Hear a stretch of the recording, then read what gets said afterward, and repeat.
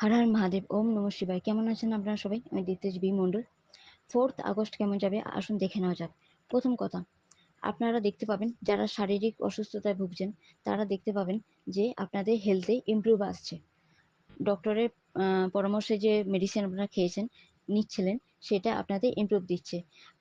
যদি কোনো রকমভাবে হেলথ ইস্যু আবার দেয় তাহলে সেটা ডক্টরের কাছে গিয়ে পরামর্শে আপনারা ওষুধ মেডিসিন নিন। অবশ্যই আপনারা হেলথ প্রবলেম থেকে ছুটকারা পাবেন, ইমপ্রুভ হবে।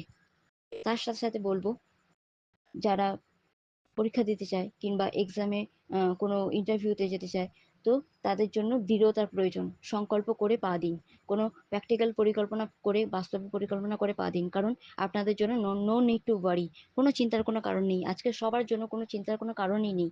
সকাল 9টা কিংবা রাত্রি 9টাতে আপনাদের উইশ পূর্ণ হতে পারে আজকে। হর হর মহাদেব, দুর্গা।